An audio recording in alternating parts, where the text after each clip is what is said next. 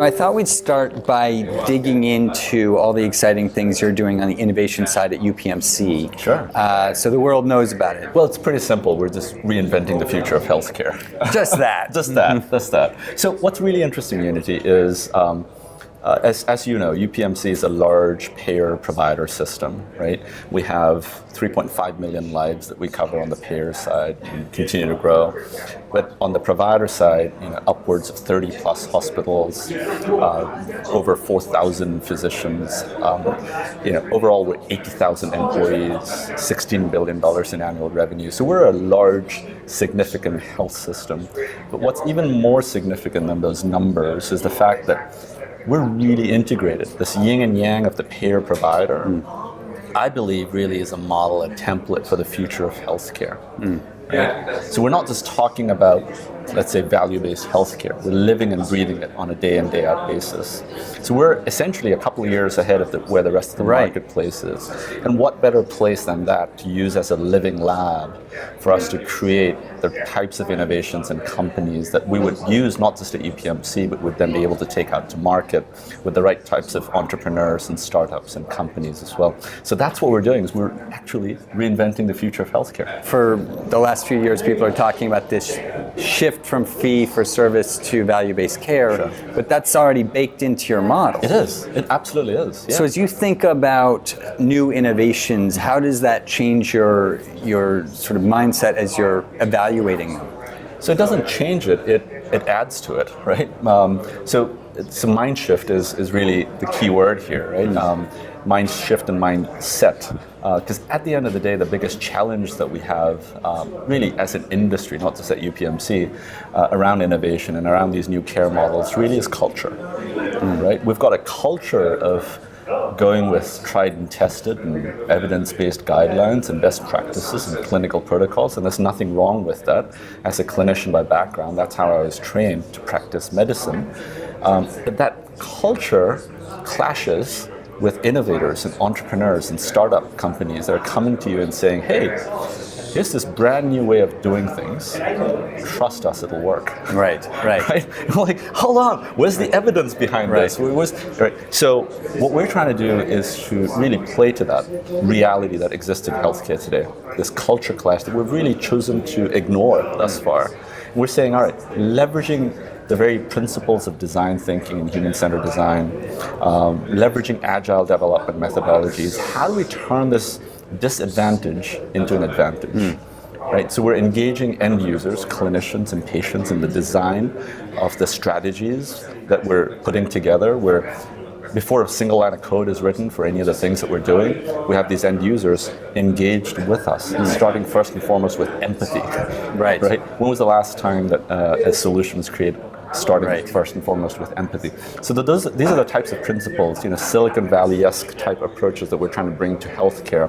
But at the same time, we're saying, look, the future of healthcare isn't really going to be built in a sterile room away from a health system like ours, where we're living and breathing these pain points on a day in, day out basis. So we bring in real data, real expertise, real scenarios, but at the same time we're also bringing in real money, real capital, right? We're putting our money where our mouth is and significantly moving the needle in adopting these technologies and capabilities, not just creating them and saying, all right, it's end of second quarter, where's the revenue? Right. We're implementing these solutions, we're co-creating, iterating these solutions and perfecting these solutions before the solutions get taken out to the market. So I think it's a model that has worked consistently well over time, and now we can continue to perfect it and push it out there.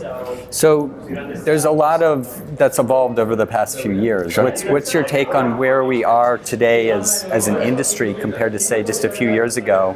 And how do you feel about where we are, the state of the industry, so to speak? Yeah, state of the industry. Oh my goodness. Yeah, so I think we're at and I call it an inflection point. 2017 today going into 2018, we're at a really interesting inflection point, And there are like three dynamics that are coming at us, if I can call it that. One is this wave of digitization, and it's amazing, right? This adoption of electronic health records has gone through the roof because of, the federal incentives and everything else that's been in place, right? from 7-8% to 90+% adoption. That's amazing. Lots of zeros and ones. So that's good. The second really is we're seeing this movement, as I discussed earlier, of volume to value. It's not just talk. People are moving towards that, right? We're looking at quality, we're looking at outcomes, we're looking at all of these parameters that define value over volume-based widgets, which is what we're doing. And then this third wave, which is, I'd say, technology whose time has come, right? You have machine learning and AI capabilities that we just didn't have some years back. Refinement in terms of like natural language processing and specifics of what we're doing around, blockchain and Bitcoin type capabilities that we're bringing in that might have specific implications on how we free the data, how we truly enable consumerization, how we look at information security and cyber threats. So with technology whose time has come, and with all of those dynamics, we're at a really interesting place right now in the industry, right? But the winner will be the entities that will really be able to leverage those dynamics, leverage that inflection point, turn it around, and really capitalize on taking this to the next level, challenging the status quo and saying, all right, here's how we've done it thus far, but for us to really win, here's how it needs to be done. And this might be a silly question, but from your perspective, is it the integrated models that are more likely to sort of advance in that scenario and be able to sort of bring those three different things together? It's not enough that you've got payers and providers coming together, right? I think it's really important to look at those algorithms, look at those incentives, look at those trigger mechanisms that really define how risk shifts from the payer to the provider and it's starting to shift to the consumer, how you manage and mitigate that risk, right?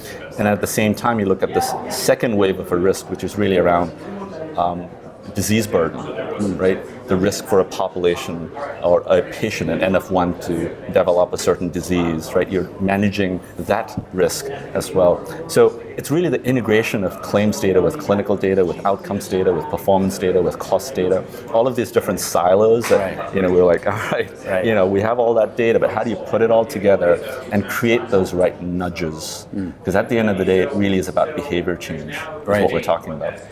Another trend we're seeing a lot of is more clinicians becoming entrepreneurs. We call them doctorpreneurs. Sure. You're a doctor yourself. Sure. What are your thoughts in this regard? Is this a good trend? When I got into health IT from being just a clinician 20 years ago, and I say just with air quotes, right? I got in because I was really passionate about this space. Right? I became a radiologist so that I could, save lives and help people. That's the reason I became a clinician. And what was really interesting was after I got my informatics training and all of that, I said, I could do this at scale. I could work with other innovators and entrepreneurs and really do this at scale, so not just impact one patient at a time, hundreds of thousands of patients at a time, which is really remarkable. And then came the business degree and all of that as well, which helped solidify a lot of the concepts that we were trying to pull together. But you don't really have to have a white coat and a stethoscope around your neck to save a patient's life. Right. You could be a data scientist, you could be a programmer, you could be a developer, you could be a designer, and you could still save a patient's life. And I say this because we're competing with Google upstairs and Bakery Square, which is where we're located in Pittsburgh. We're competing with Uber down the street because they're, hiring data scientists that are creating the next, autonomous driving vehicles. There's Facebook down the street in Pittsburgh with their acquisition of Oculus Rift, and they're headquartered right there in the Berg. So we're competing with all of these players. Our competition, because they're new entrants into healthcare. They're new entrants. Our competition isn't the health system down the street. Our competition is them lot, right?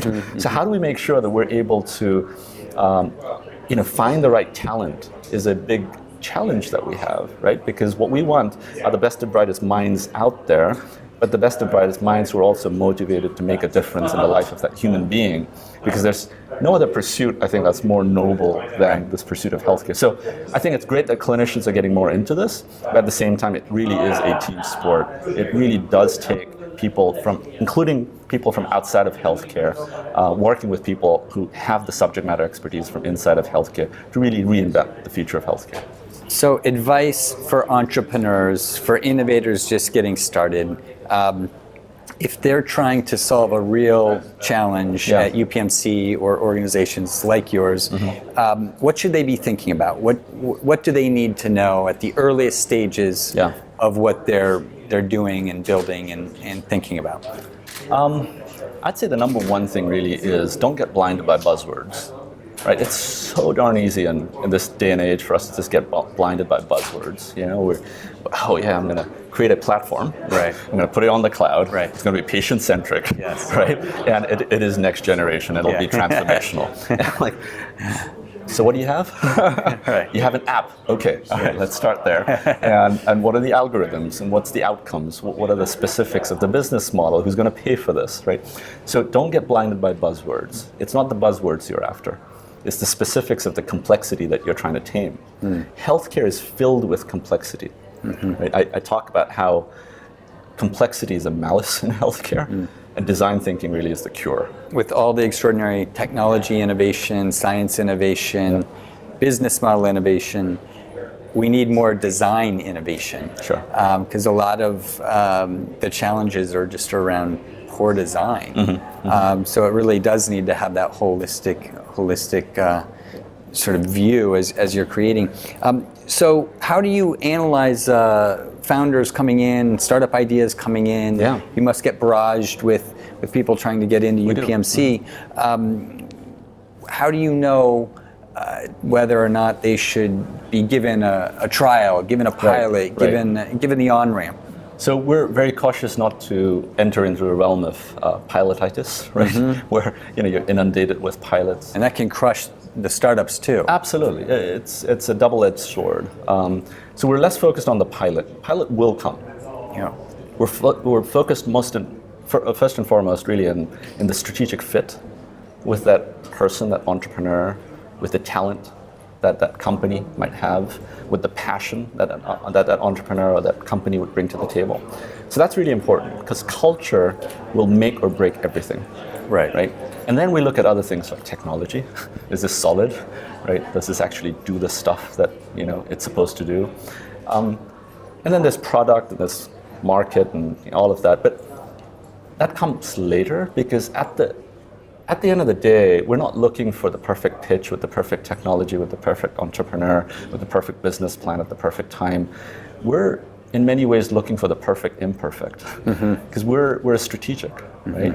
We bring in the funding, but in addition to the co-creation, in addition to the co-funding, there's also a co-creation element, right? And that's where we're able to really have at it and create the next set of product attributes or the next iteration of the company, and we can have a lot of fun doing that, right? So we need to be able to add value to that company as well, right? And we then implement that solution at UPMC and add additional value to it. So it really is a mix of all of those things that I mentioned earlier, and it gets to be really interesting because we see all sorts of opportunities come through, but we also have to have a strategic fit with what we've identified as key unmet needs clinically, operationally within the health system, that's UPMC, because we believe that might be emblematic of what might be required in the rest of the marketplace, and we can then add even more value back to the company.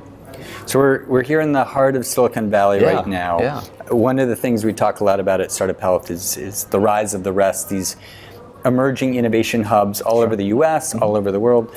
Pittsburgh has extraordinary assets. Sure. What's going on in your region? What are some of the things you're most excited about? We just concluded what's called the Thrival Festival. It's like our version of South by Southwest. Yes. When the organizers came to us a couple of years ago, and we've been sponsoring it since its inception. I jokingly called it Mid by Midwest. Yeah.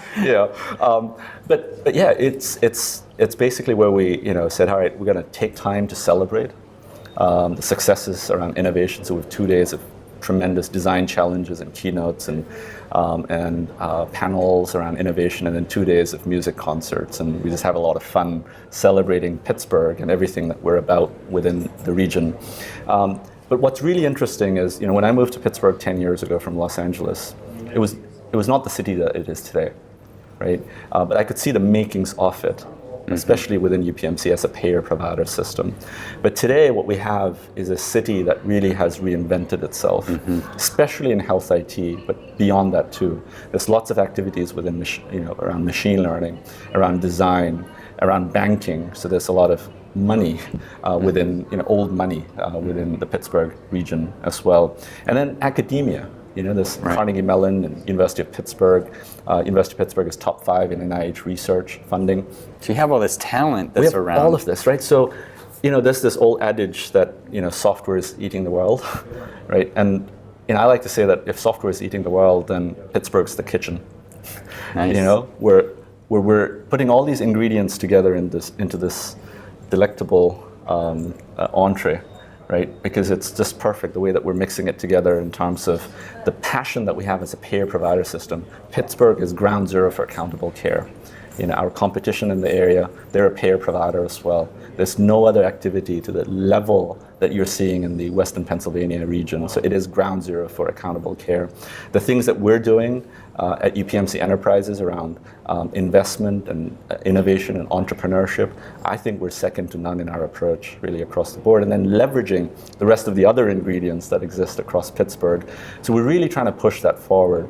But then it's not just about Pittsburgh, it's also bringing in talent from Silicon Valley and from Boston and from Israel and from other areas as well. But then really trying to perfect that stew, perfect that mix, and make sure that we're able to bring the best out of these innovations that, again, like I said, will reinvent the future of healthcare. So where should entrepreneurs, innovators go to learn more about what you're looking for, or to try to get in the front door, so to speak? Just go to the website. Yeah, so our website is upmcenterprises.com.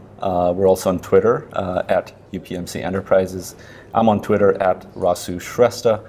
You can follow us at hashtag UPMC Innovates. So there are a number of different ways that you can get at us through the front door, and and really hopefully you'll be at the Startup Health Festival, so they should come there and come meet you in person. It's a not to be missed event. Yeah. Well, thank you for everything you're doing. Certainly. The impact you're making at UPMC, and it takes more leaders like yourself and your entire organization to really have this mindset. Because I feel like we do this industry-wide, it's going to make a significant impact. So thank you. Thank you very much. Thank you. Thank you, Unity.